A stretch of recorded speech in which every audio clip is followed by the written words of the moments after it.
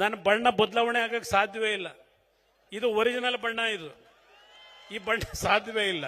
ನನ್ನ ಬಣ್ಣ ಬದಲಾವಣೆ ಆಗಕ್ಕೆ ಸಾಧ್ಯವೇ ಇಲ್ಲ. ಇದು ಒರಿಜಿನಲ್ ಬಣ್ಣ. ಈ ಬಣ್ಣ ಸಾಧ್ಯವೇ ಇಲ್ಲ.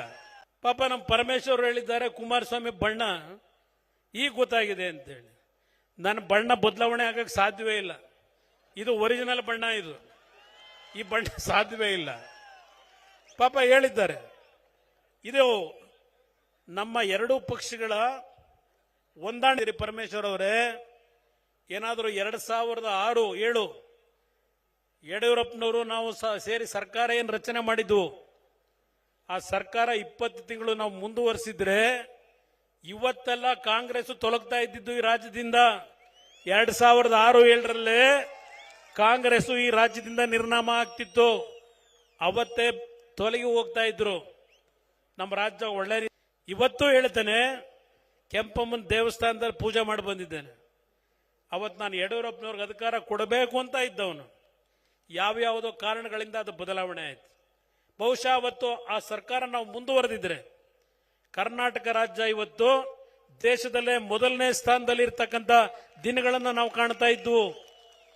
ಇವತ್ತು ಸಹ ನಾಡಿನ ಜನತೆ ಯಡಿಯೂರಪ್ಪನವರ ಮಾರ್ಗದರ್ಶನದಲ್ಲಿ, ನಾನು ಅವತ್ತೇನು ನಮ್ಮ ಅಶೋಕ್ ಅವರು, ನಮ್ಮ ಜಿ ಟಿ ದೇವೇಗೌಡರು, ಹಲವಾರು ನಾಯಕರಿದ್ದಾರೆ ಇಲ್ಲಿ, ಕುಮಾರಸ್ವಾಮಿ ಅವರು, ನಾಡಗೌಡರು ಇಲ್ಲೆಲ್ಲ ಇದ್ದಾರೆ.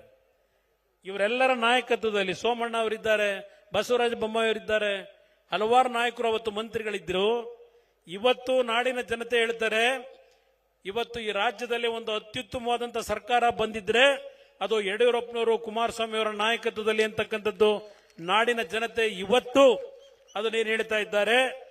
ಆ ರೀತಿಯ ಸರ್ಕಾರ ಈ ರಾಜ್ಯದಲ್ಲಿ ಬರಬೇಕು ಅಂತಲೇ ಪರಮೇಶ್ವರ್ ಅವರೇ 2018 ಏನು ಮಾಡಿದ್ರಿ? ಪಾಪ ಹೇಳ್ತೀರಿ, ಕುಮಾರಸ್ವಾಮಿನ ಮುಖ್ಯಮಂತ್ರಿ ಮಾಡಿದ್ದು ನಾವು. ನಾನು ಬಂದಿದ್ದ ಅರ್ಜಿ ಇಟ್ಕೊಂಡು ನಿಮ್ಮ ಹತ್ರ ಓಡ ಬಂದ್ರಿ. ಎಲ್ಲಿ ಬಿಜೆಪಿ ಸರ್ಕಾರ ರಚನೆ ಮಾಡಿಬಿಡ್ತಾರೋ, ನಿಮ್ ಗುಲಾಂ ನಬಿ ಆಜಾದ್, ನಿಮ್ ಗೆಲೋಟ್ ಅವರು, ದೇವೇಗೌಡರು ಮನೆಗೆ ಮಧ್ಯಾಹ್ನ 2 ಗಂಟೆ ಓಡ್ ಬಂದ್ರಿ. ರಿಸಲ್ಟ್ ಅನೌನ್ಸ್ ಆಗಿರಲಿಲ್ಲ. ಮನೆ ಬಾಗಿಲಿಗೆ ಬಂದವ್ರು ನೀವು. ನಾವು ಮುಖ್ಯಮಂತ್ರಿ ಸ್ಥಾನ ನಮಗ್ ಬೇಡ್ರಪ್ಪ, ಮಲ್ಲಿಕಾರ್ಜುನ್ ಖರ್ಗೆ ಮಾಡ್ಕೊಳ್ಳಿ ಎಂದು ಒತ್ತಡ ಹಾಕಿ ನನಗೆ ಕಟ್ಟಿ ಯಾವ ರೀತಿ ನಡೆಸ್ಕೊಂಡ್ರಿ ಪರಮೇಶ್ವರ್ ಅವರೇ? ಇವತ್ತು 5 ವರ್ಷ ಆಗಿದೆ, ಮರಿಬೇಡಿ ಇವೆಲ್ಲ. ನಾನೇನ್ ನಿಮ್ ಮುಂದೆ ಬಂದವನಲ್ಲ.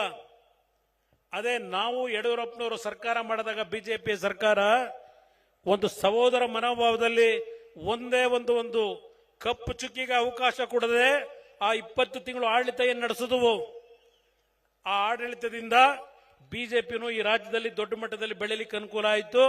ನಮಗೂ ಇವತ್ತು ಒಬ್ಬ ಕುಮಾರಸ್ವಾಮಿ ಯಾರು ಅಂತ ಗುರುತಿಸ್ಲಿಕ್ಕೆ ಯಡಿಯೂರಪ್ಪನವ್ರ ನಾಯಕತ್ವದಲ್ಲಿ ನನಗೂ ಆ ಒಂದು ಶಕ್ತಿ ದೊರಕಿದೆ.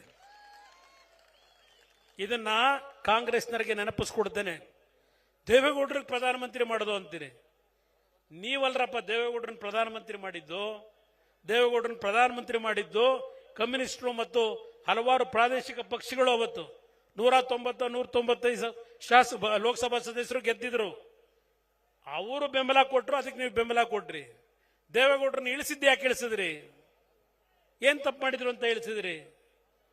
ಇಳಿಸಿದ್ ನೀವು. ದೇವೇಗೌಡರಿಗೆ ಅಧಿಕಾರ ಕೊಟ್ಟಿದ್ದು ಒಬ್ಬ ಕನ್ನಡಿಗನಿಗೆ. ಆ ಒಂದು ಹಲವಾರು 13-14 ಪಕ್ಷಗಳು ಪದೇ ಅದನ್ನು ಹೇಳಬೇಕಾಗಿಲ್ಲ.